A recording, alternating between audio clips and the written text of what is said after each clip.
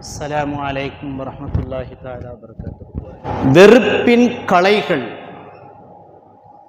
எவ்வளவு முளைத்து கொண்டே இருந்தாலும் அவற்றை அகற்றிவிட்டு அன்பின் விதைகளை விதைப்பதுதான் ஒரு மனிதனின், நல்ல மனிதனின், அதிலும் குறிப்பாக ஒரு இறை விசுவாசியினுடைய கடமை என்பதை நமக்கு மார்க்கம் மிக அழகாக நமக்கு சுட்டி காட்டுகின்றது.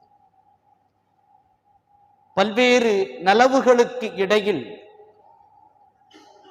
வயலில் விதைத்திருக்கக்கூடிய நெற்கதிர்களுக்கு இடையில் களைகள் தென்படுகின்ற பொழுது அவற்றை அகற்றக்கூடிய பொறுப்பு நமக்கு எப்பொழுதும் இருந்து கொண்டே இருக்க வேண்டும். அந்த களைகள் என்பது தவறுகளாக நாம் விளங்கிக் கொள்ள வேண்டும். அந்த தவறுகள் நம்மிடத்தில் நிகழ்ந்தாலும், நமது குடும்பத்தில் நிகழ்ந்தாலும், நாம் சார்ந்திருக்கக்கூடிய நிறுவனங்களில் நிகழ்ந்தாலும், நாம் சார்ந்திருக்கக்கூடிய மஹல்லாவில் நிகழ்ந்தாலும், நாட்டில் நிகழ்ந்தாலும், எங்கு நிகழ்ந்தாலும் அவற்றை சரியான முறையில் களையெடுத்து அன்பின் விதைகளை தொடர்ந்து விதைத்து கொண்டே இருக்க வேண்டிய பொறுப்பு இருப்பு நமக்கு மிக முக்கியமாக இருக்கின்றது. இத்தகைய சூழ்நிலையில் நாட்டில் கடந்த 22ஆம் தேதி அயோத்தியில் ராமர் பிரதிஷ்டை செய்யப்பட்டது. அதை நாம் பல்வேறு ஊடகங்களின் வாயிலாக தெரிந்து கொண்ட ஒன்று. அது எப்படி வந்தது, எதனால் வந்தது என்பது ஒரு புறம் இருக்க,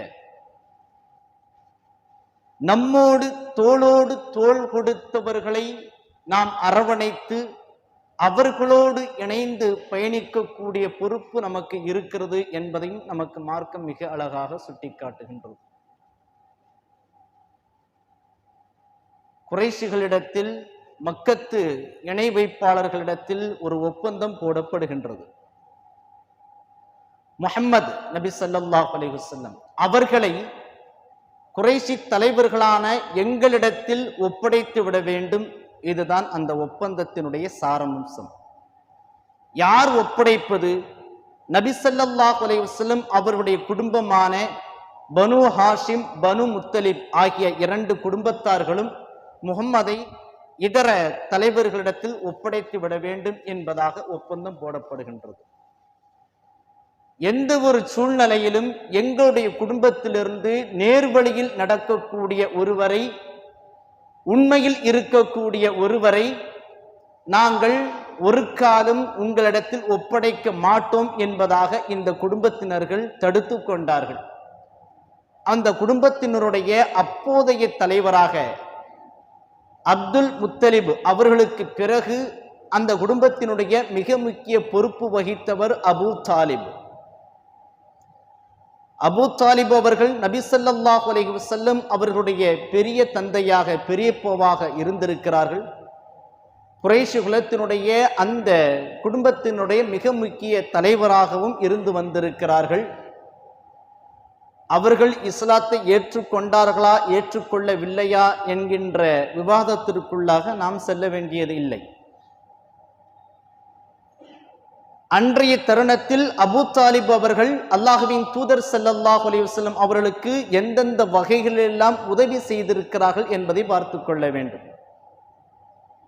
அல்லாஹ்வின் தூதர் ஸல்லல்லாஹு அலைஹி வஸல்லம் அவர்களுக்கு நபித்துவம் கிடைத்து சுமார் 10 ஆண்டுகளுக்கு மேலாக மக்காவிலேயே இருந்திருக்கிறார்கள்.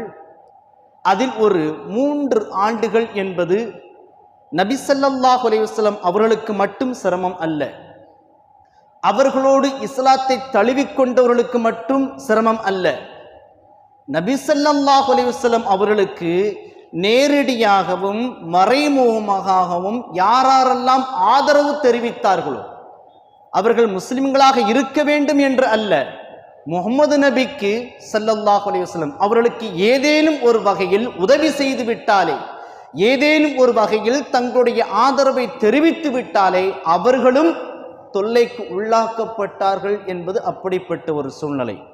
நாம் இப்பொழுது சொல்லக்கூடிய செய்திகள் யாவும் சீரத் இப்னு ஹிஷாம், முஹம்மது இப்னு இஸ்ஹாக், தலாயிலுல் பைஹகி, அல் பிதாயா வன் நிகாயா போன்கின்ற வரலாற்று நூல்கள், சில நூல்கள் எல்லாம் நபி ஸல்லல்லாஹு அலைஹி வஸல்லம் அவர்களுடைய வஃபாத்திற்கு அடுத்த 50 ஆண்டுகளிலிருந்தே வரலாறுகளாக எழுதப்பட்டு விட்டது. இன்னும் சொல்ல போனால் புகாரி ஷரீஃப், முஸ்லிம் ஷரீஃப் என்று சொல்லக்கூடிய ஹதீஸ் கித்தாபுகளுக்கு முன்பேயே எழுதப்பட்டு விட்ட நூல்களில் சில இது என்பதையும் நாம் அதிலிருந்து நான் சுட்டி காட்டுகின்றேன். நபி ஸல்லல்லாஹு அலைஹி வஸல்லம் அவர்களை எதிரிகளிடத்தில் ஒப்படைக்க முடியாது என்பதாக பனு முத்தலிபு, இந்த பனு ஹாஷிமுடைய குடும்பத்தினருடைய நிலைப்பாடு. அவர்கள் முகம்மதை மட்டும் எங்களிடத்தில் கொடுத்து விடுங்கள், அவரை நாங்கள் கொன்று விடுகிறோம். அதற்கு பதிலாக உங்களுடைய குடும்பத்தில் யாரையும் எதுவுமே செய்ய மாட்டோம் என்பதாக சொல்ல, ஒட்டுமொத்த குடும்பத்தினரும் சேர்த்து அபூ லஹப் என்பவரை தவிர்த்து விட்டு மற்ற எல்லா குடும்பத்தினரும், அவர்கள் முஸ்லிம்களாகவும் இல்லை, சிலர் முஸ்லிம்களாக இருந்திருக்கிறார்கள், எல்லாரும் உறவினர்களாக இருந்திருக்கிறார்கள், சிலர் இணை வைப்பாளர்களாகவும் இருந்திருக்கிறார்கள். எல்லோருமே நபி ஸல்லல்லாஹு அலைஹி வஸல்லம் அவர்களுக்கு ஆதரவு தெரிவித்து அவர்களை பின்தொடர்ந்தார்கள்.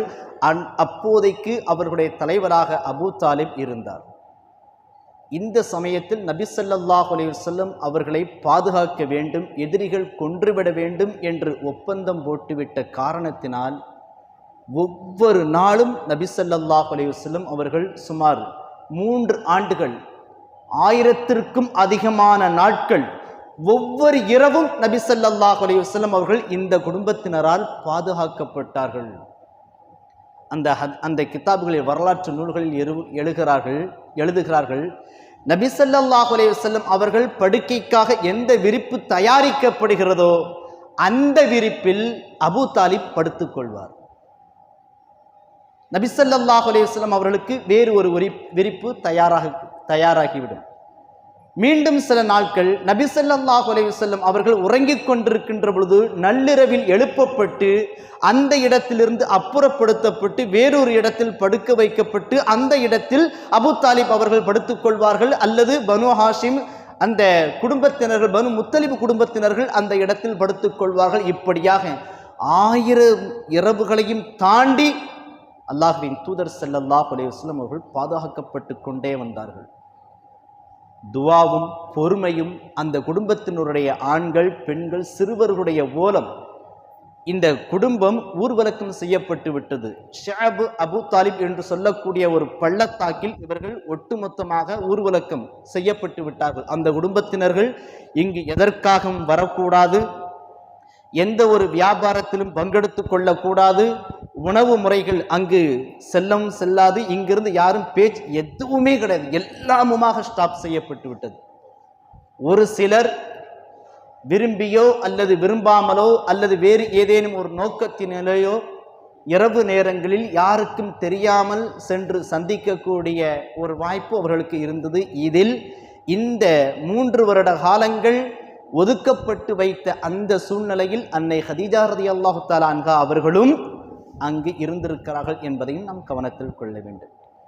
இவ்வளவு சிரமங்களுக்கு இடையில் அல்லாஹ்வின் தூதர் ஸல்லல்லாஹு அலைஹி வஸல்லம் அவர்களை பாதுகாத்தது அந்த சமயத்தில் ஒரு இணை வைப்பாளர் அபூ தாலிப். அவர் அப்பொழுது முஸ்லிம் அல்ல. அதற்கு பிறகு அவர் இஸ்லாத்தை ஏற்றுக்கொண்டார்களா என்பது பல்வேறு வகையிலான கருத்து வேறுபாடுகள், சர்ச்சைகள் நிரம்ப இருக்கின்றது. ஆனால் அந்த தருணத்தில் அல்லாஹ்வின் தூதர் ஸல்லல்லாஹு அலைஹி வஸல்லம் அவர்களை பெரும்பாலும் பாதுகாத்தது இணை வைப்பாளர்கள் என்பதை நாம் விளங்கிக் கொள்ள வேண்டும். அதற்கு பிறகாக அல்லாஹு ஜல்ல ஷானஹு வ தஆலா அல்லாஹ்வின் தூதர் ஸல்லல்லாஹு அலைஹி வஸல்லம் அவர்களுக்கு அறிவித்து கொடுத்தார். அந்த ஒப்பந்தம் என்பது எழுதப்பட்டு காபாவினுடைய உள்திரையில் தொங்கவிடப்பட்டிருந்தது. அதை கொஞ்சம் கொஞ்சமாக கரையான் அரித்து ஒப்பந்தங்கள் முழுவதுமே அரித்து விட்டது. அதற்கு பிறகு அல்லாஹ்வின் தூதர் ஸல்லல்லாஹு அலைஹி வஸல்லம் அவர்களுக்கு அது காட்டப்பட்டு நபி ஸல்லல்லாஹு அலைஹி வஸல்லம் அவர்கள் அபூ தாலிப் அவர்களிடத்தில் சொல்லி மீண்டும் ஒரு முறை பேச்சுவார்த்தைக்கு தயாராகுமாறு ஏற்பாடு செய்து அந்த ஒப்பந்தத்தை எடுத்து வாருங்கள் என்று பார்க்கின்ற பொழுது அந்த ஒப்பந்தத்தில் அநீதம் இழைத்தல், உறவை துண்டித்தல் போன்ற வாசகங்களை தவிர்த்து மற்ற எல்லாமுமாக அழிந்து விட்டது. ஆகவே உறவை துண்டித்தல், அநியாயமாக ஒரு குடும்பத்தினரையே ஒதுக்கி வைத்தல் போன்ற காரணங்களிலிருந்து அந்த குறைஷிகள் தோல்வியடைந்த பிறகு அந்த ஒப்பந்தம் முறிக்கப்பட்டு அல்லாஹ்வின் தூதர் ஸல்லல்லாஹு அலைஹி வஸல்லம் அவர்களும் அந்த குடும்பத்தினரும் ஊருக்குள்ளாக வருவதற்கு அனுமதிக்கப்பட்டார்கள் என்பதாக அந்த வரலாறு நமக்கு சுட்டி காட்டுகின்றது. எவ்வளவு பெரிய காரியத்தை இந்த அபூ தாலிப் செய்திருக்கிறார் பாருங்கள். மற்றும் ஒரு விஷயம், எல்லோரும் மிகப்பெரிய அளவில் வரலாற்றில் ஒரு செய்தியை பதிவு செய்வார்கள். வெளிநாடுகளில் இஸ்லாம் பரவியது எந்த அளவிற்கு தெரியுமா என்று சொல்லி ஜாஃபர் இப்னு அபீ தாலிப் ரலியல்லாஹு தஆலா அன்ஹு அவர்கள் எத்தியோப்பியாவிற்கு அவர்களுடைய ஒரு குழுவும் முதலாவதாக நபி ஸல்லல்லாஹு அலைஹி வஸல்லம் அவர்களுக்கு முன்பதாக ஒரு குழு ஹிஜ்ரத் செய்து புலம்பெயர்ந்து சென்றது. அந்த எத்தியோப்பியா என்ற நாட்டிற்கு சென்றது. அந்த நாட்டு மன்னர் நஜ்ஜாஷி என்பவர் அவர் ஒரு கிறிஸ்தவ மன்னராக இருந்து அவர்களை அரவணைத்தது. ஜாஃபர் இப்னு அபீ தாலிப் ரலியல்லாஹு தஆலா அன்ஹு அவருடைய பேச்சு, அவர்களுடைய உரையெல்லாம் மிகவும் பிரபலமான உரை. ஆனால் இது எல்லாவற்றுக்கும் இடைப்பட்ட ஒரு விஷயம் இருக்கின்றது. இவர்கள் எல்லோரும் எத்தியோப்பியாவிற்கு சென்று விட்டார்கள். சென்ற உடனடியாக மக்கத்து இணை வைப்பாளர்கள் ஒரு முடிவு செய்து விட்டார்கள். அவர்களை அங்கிருந்து விரட்டியாக வேண்டும் அல்லது சிறைபிடித்தாக வேண்டும் என்பதாக ஒரு குழுவை அமைத்து அந்த குழு சென்று மக்கா நகர் சார்பாக நஜ்ஜாஷி இடத்தில் பேச வேண்டும், அந்த எத்தியோப்பியாவில் பேச வேண்டும். இதுதான் ஏற்பாடு. இந்த செய்தி தெரிந்த அபூ தாலிப் செய்த ஒரு காரியத்தை பாருங்கள். ஒரு கவிதை நடையில் அந்த மன்னருக்கு ஒரு கடிதத்தை எழுதுகிறார். மிக அற்புதமான கவிதை அது. ஒரு நீண்ட கவிதை, சில வரிகளை மட்டும் உங்களுக்கு சொல்கிறேன்.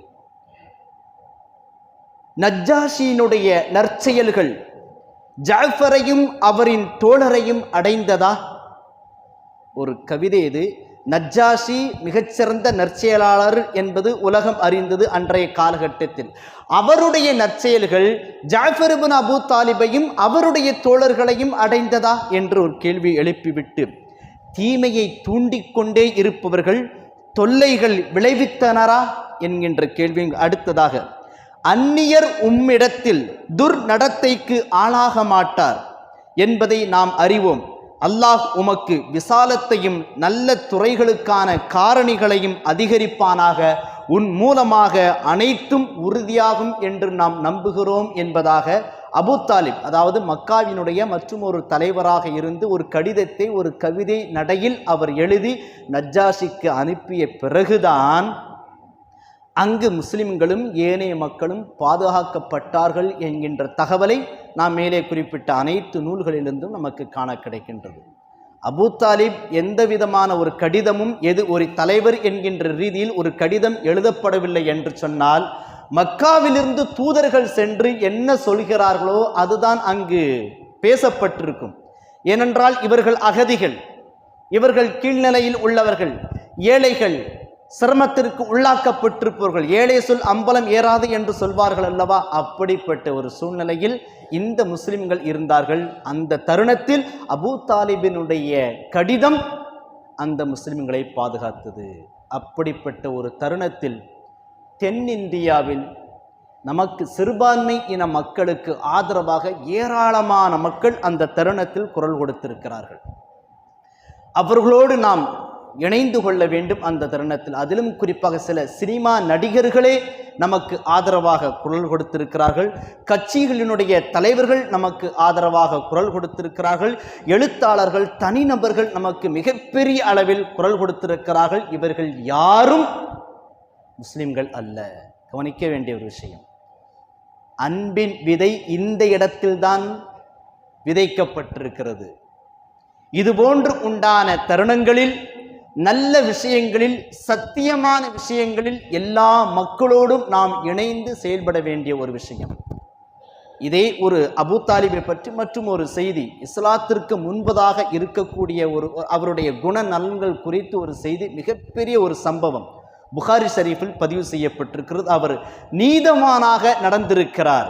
அவர் முஸ்லிம் அல்ல என்பது அந்த சமயத்தில் என்பது வேறு விஷயம். ஆனால் ஒரு நீதிபதியாக ஒருவருக்கு நீண்ட நாள் கழித்து, அதாவது ஒரு கொலை விவகாரத்தில் ஒருவர் தப்பித்து விட்டார், சாட்சியே கிடைக்கவில்லை, அந்த தருணத்தில் விடப்பட்டு விட்டது. அதற்கு பிறகு நீண்ட நாள் கழித்து ஒரு யாத்ரீகர், ஹஜ்ஜி யாத்ரீகர் வந்து சொன்ன பிறகு மீண்டும் அதை விசாரணைக்கு எடுத்து விசாரணைக்கு உட்பட்டு அதன்படி அந்த நீதமாக நடந்து கொண்டவர் அபூ தாலிப் என்பதாக நமக்கு அபூ தாலிபினுடைய வரலாறு புகாரி ஷரீஃபில் மிக அழகான ஒரு ஹதீஸாக பதிவு செய்யப்படுகின்றது. 3883வது ஒரு 3845வது ஹதீஸாக பதிவு செய்யப்படுகின்றது.